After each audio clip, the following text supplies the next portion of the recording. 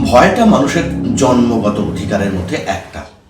আমরা নিজেদের যতই বীর বলবান প্রমাণ করার চেষ্টা করি না কেন, ভয় আমরা প্রত্যেকেই পাই। কোনো কোনো সময় ভয় মানুষকে এগিয়ে যেতে সাহায্য করে, প্রতিবাদী করে। আচ্ছা, তেমনই এক ভীতু মানুষের গল্প, এক সাধারণ মানুষের গল্প।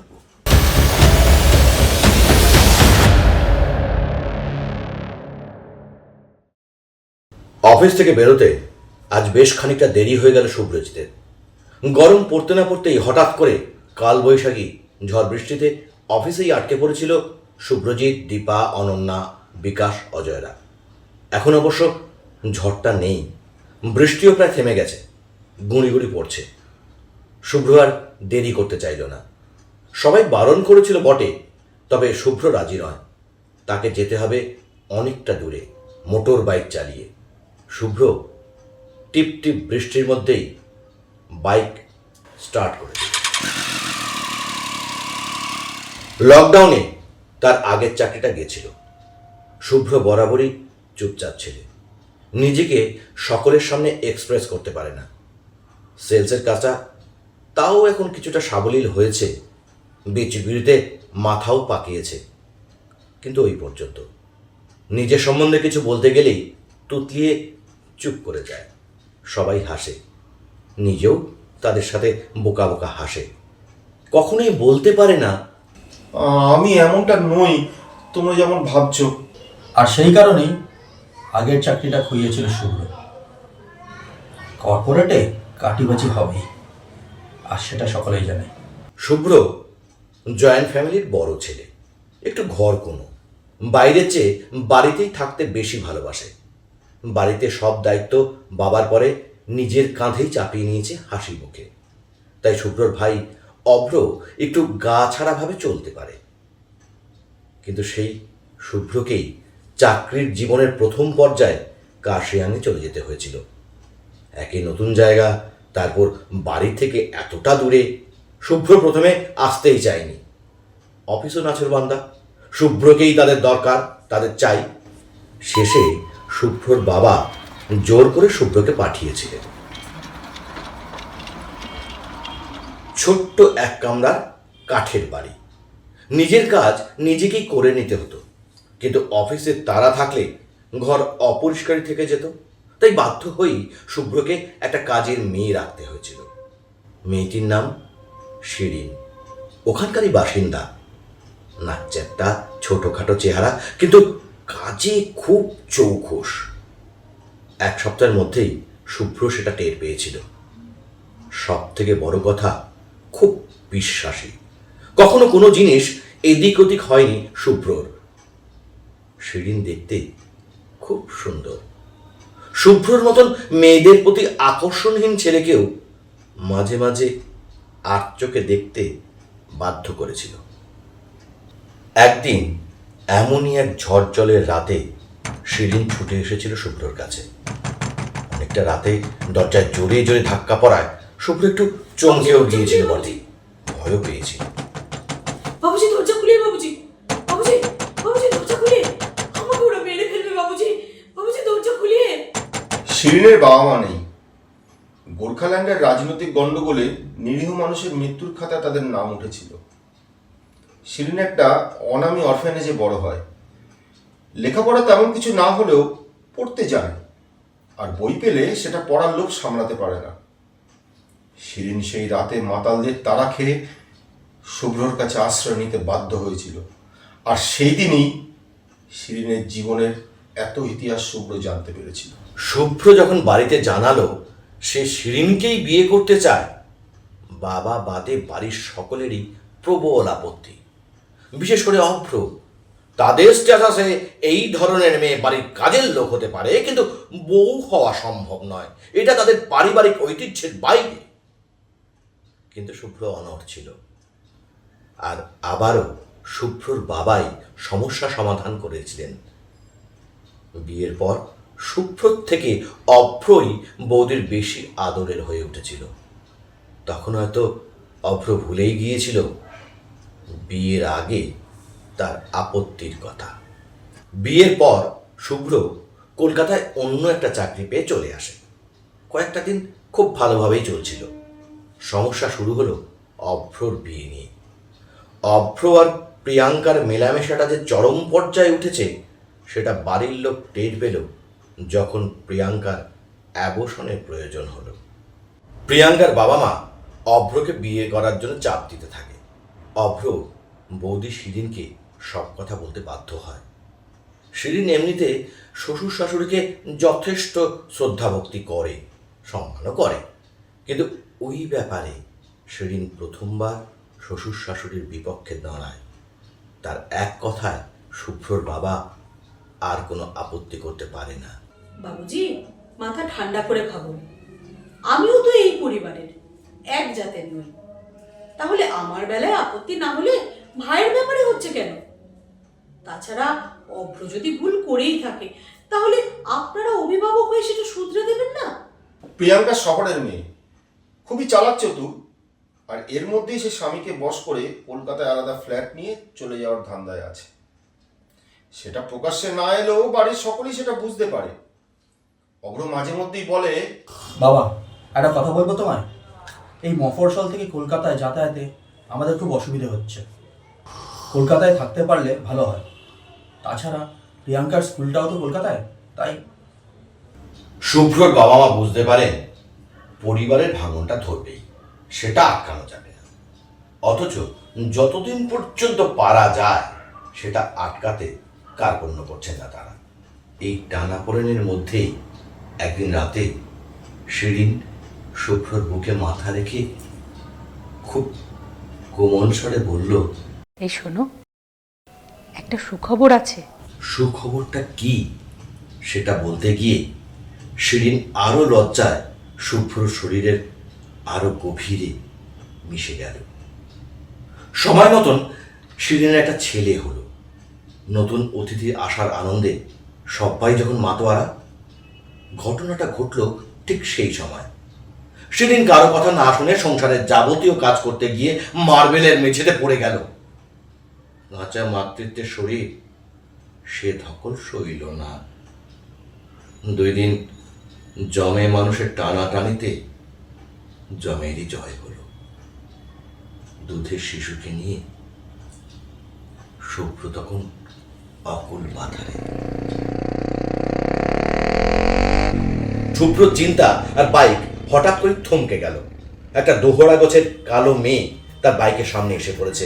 জায়গাটা নির্জন, শর্টকাট হবে বলে শুভ্র এই পথে গাড়ি হাঁকিয়েছিল। মধ্যে থেকে এই বিপত্তি।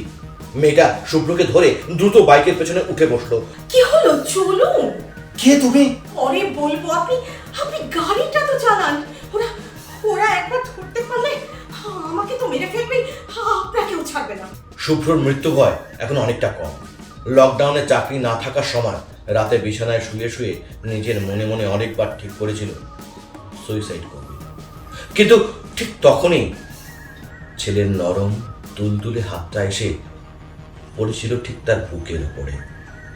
তাই শুভ্রর আর সুইসাইড করা হয়নি। কি হলো, চলুন। শুভ্র চমকে উঠে তাড়াতাড়ি বাইক স্টার্ট করলো। পেছন থেকে কয়েকটা মোটর বাইকের আওয়াজ আর উন্মত্ত মাতালের গলা।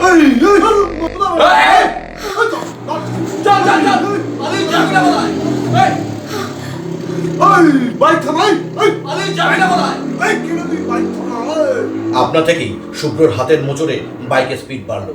পেছন থেকে উল্লাস ক্রমশ কাছে আসছে। টাকা নিয়ে পালাচ্ছে আমাদের, না টাকা নিয়ে ধরতে পারলে না শরীরটা দোলে মুজরে লাড্ডু করে দেবো। শুভ্র ধমনীতে উন্মাদনা। মেয়েটার নিঃশ্বাস শুভ্রর ঘাড়ে পিঠে তাড়া দিচ্ছে। শুভ্রর গতি বাড়ছে, ক্রমশ বাড়ছে। পেছনে বাইকের আওয়াজ আরো স্পষ্ট থেকে স্পষ্টতর হচ্ছে। শুভ্র আর পারলো না। 3টে বাইক ওর পথ আগলে দাঁড়িয়েছে। বাইকের 4টে ছেলে নেমে আসছে ওদের লক্ষ্য করে। শুভ্রর জামাটা খিমচে ধরেছে মেয়েটা। শুভ্র বেশ ভালো করে অনুভব করলো মেয়েটা ভয় জড়সড় হয়ে আছে। তার অবরুদ্ধ কান্নাটা চোখ ফেটে বেরিয়ে আসতে চাইছে। ছেলেগুলো শুভ্রর সামনে এসে দাঁড়িয়েছে, অকথ্য গালাগালি করছে। একটা ছেলে মেয়েটার হাত ধরে টান মারতে যাবে, এমন সময় শুভ্র রইল না। মোক্ষম একটা ঘুষি চালালো ছেলেটার চোয়ালে। ছেলেটা ছিটকে পড়েছে রাস্তায়। অন্য ছেলেগুলো হই হই করে শুভ্রের উপর চড়াও হয়েছে। এত বড় সাহস, হ্যাঁ? শুভ্র দু হাতে ওদের মার আটকানোর চেষ্টা করতে করতে মেয়েটাকে উদ্দেশ্য করে বলল, এই, তুমি পালাও। মেয়েটা নেমে দাঁড়িয়েছে বাইক থেকে। শুভ্র বাইকের পেছনে ক্যারিয়ার থেকে এক্সট্রা হেলমেটটা খুলে নিয়ে মেয়েটা আরেকটা ছেলের মাথায় দাম করে বাড়ি মারল। দ্বিতীয় ছেলেটা মাটিতে, অন্য দুজন থমকে দাঁড়িয়েছে। আর সেই অবসরে শুভ্র পায়ের মোজার ভেতরে লুকিয়ে রাখা অটোমেটিক ছুরিটা দ্রুত বের করে বুড়ো আঙুলের এক চাপ দিতেই ঝলসে উঠল রাতের আলো অন্ধকারে তার পরাটা। এই ছুরিটা শুভ্রর মা তাকে দিয়েছিল রাত বিরেতে একা বাড়ি ফেরার আত্মরক্ষার হাতিয়ার হিসেবে। শুভ্র দ্রুত ছুরিটা মেয়েটার হাতে দিয়ে মেয়েটার হাত থেকে হেলমেটটা নিয়ে নিজে হেলমেট খুলে যুদ্ধের জন্য প্রস্তুত হলো। মাটিতে পড়ে থাকা ছেলেগুলো উঠে এসেছে। এদিকে বাকি দুজনে তৈরি হয়েছে শুভ্রদের উপর হামলা চালাতে। কি রে মারলি কেন? চল চল চল চল আমাদের সাথে চল। শুভ্র দু হাতে হেলমেট চালাচ্ছে, মেয়েটা ছুরি। ছেলেগুলো মাতাল, তাই এই যুগল আক্রমণে কিছু করে উঠতে পারছে না। আমার মাঝে আমার মাঝে। এরই মধ্যে একটা ছেলে মেয়েটাকে কায়দা করে জাপটে ধরে ফেলে তার হাত থেকে ছুরিটা কেড়ে নিতে চাইছে। ছুরি মারা করি না, এত সাহস? দে দে ছুরিটা, ছাড় বল, ছাড়। শুভ্র দু হাতে হেলমেট চালাতে চালাতেই লক্ষ্য করলো ছেলেটা মেয়েটাকে টেনে নিয়ে যেতে চাইছে। এই এই চল চল আমাদের সাথে চল। চল এই। ছেড়ে বলছে আমাকে, ছেড়ে বলছে আমাকে, ছাড় ছাড়। শুভ্র চকিতে মেয়েটার দিকে এগিয়ে গিয়ে মেয়েটার হাত থেকে ছুরিটা কেড়ে নিয়ে ছেলেটার পেটে আমলে বসিয়ে রক্তধারা ফিনকে দিয়ে ছুটছে। মেয়েটা হতভম্ব, বাকি ছেলেগুলো ভীত। শুভ্র আর মেয়েটা পাশাপাশি তিনটে ছেলের দিকে এগিয়ে যাচ্ছে। সঙ্গীকে ফেলে রেখে তিনটে ছেলে পালালো। শুভ্র ছুরিতে লেগে থাকা টাটকা রক্ত আহত ছেলেটার জামায় মুছে আবার সস্তানে রেখে মেয়েটাকে বলল, গাড়িতে ওঠো। মেয়েটা শুভ্রের দিকে অপলক তাকিয়ে উঠে বসলো গাড়িতে। শুভ্র গাড়ি স্টার্ট করে এগিয়ে গেল। কিছুটা আসার পর একটা বস্তির সামনে এসে মেয়েটা বলল, গাড়ি থামান, আমি নামবো। এখানে তোমার বাড়ি? হ্যাঁ, ওই বস্তিতে। এই কাজ কেন করো? মেয়েটা চকিতে ঘুরে দাঁড়ালো। শুভ্রর চোখে চোখ রেখে দাঁতে দাঁত চেপে কর্কশ গলায় বলল, খাবো কি? আপনি খেতে দেবেন আমাকে, এই বোনকে আর মাকে? কেন তোমার বাবা নেই? তিনি কি করেন? সেই হারামিটা পালিয়েছে একটা মাগিকে নিয়ে। আমি বোন আর মা খাবো কি? সত্যি তো, আমার কি ক্ষমতা আছে যে ওদের দায়িত্ব নেব? আমি আমার নিজের চাকরি নিয়েই ব্যস্ত। এই অজানা অচেনা মেয়েটা আর তার পরিবারকে খাওয়ানোর সামর্থ্য কি আমার আছে? আমি কি পারবো ওকে কোনো সম্মানজনক কাজ জোগাড় করে দিতে? সরি, কিছু মনে করবেন না। আসলে পেটে সবসময় খিদে তো, তাই মাথাটা গরম হয়ে থাকে। আমার মা অসুস্থ, চলতে ফিরতে পারে না। বোনটাও ছোট, আমি ছাড়া ওদের মুখে খাবার দেওয়ার আর কেউ নেই জানেন। অনেক অনেক চেষ্টা করেছি, লেখাপড়া জানি না বলে কাজ পাইনি। দু একটা যাও বা পেয়েছি, দুদিন যেতে না যেতেই মালিক আমাকে নিয়ে শুনতে চায়।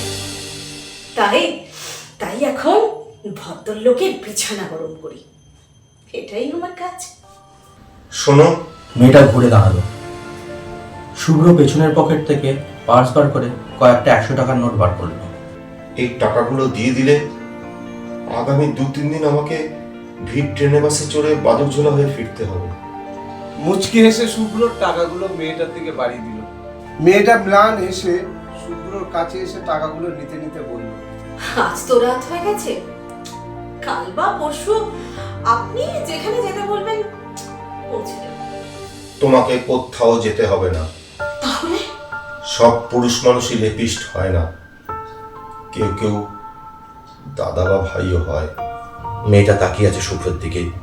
নিশুতি অন্ধকারেও বাইকের মৃদু আলোয় শুভ্র দেখল মেয়েটার চোখের কোণে জল চিকচিক করছে। শুভ্র তাকিয়ে থাকতে পারলো না মেয়েটার দিকে। মোজার ভেতর থেকে ছুরিটা বের করে বাড়িয়ে ধরল মেয়েটার দিকে। জানি তুমি একা ছাড়তে পারবে না, আর আমিও তোমায় খাওয়াতে পারবো না, কিন্তু যদি কোনোদিনও দরকার হয় এটা ব্যবহার করো। কিন্তু দাদা, তোমার যদি দরকার হয়, তোমার অন্য কোনো বোন যদি। আমি আরেকটা জোগাড় করে নেব, তবে কথা দিচ্ছি দরকার না পড়লে নয়, কিন্তু দরকার পড়লে। শুভ্র কথাটা শেষ না করেই বাইকে স্টার্ট দিল, এগিয়ে গেল সামনের দিকে। একবারের জন্য পিছন ফিরে তাকালো না। শুভ্র এগিয়ে চলেছে নিশুতি অন্ধকার ভেদ করে। তার বাইকের আলোয় খান খান হয়ে গেছে নিশুতি কালো অন্ধকার। শুভ্র অনুভব করলো তার পেছনের সিটে কেউ একজন এসে বসলো। কাঁধে হাতের আলতো স্পর্শে বুঝল সে শিরিন। শিরিন জড়িয়ে ধরেছে শুভ্রকে পেছন দিক থেকে। শিরিনের শরীর মিশে যাচ্ছে শুভ্রর শরীরে। সে এক স্বর্গীয় অনুভব, এক রোম্যান্টিক অনুভূতি। চারপাশ আলোয় আলোময় হয়ে উঠেছে শুভ্রর মনে। এ এক নতুন সকাল, এ শুভ্রের সকাল, শুভ্র সকাল। সাধারণ মানুষের গল্প আজ এখানেই শেষ।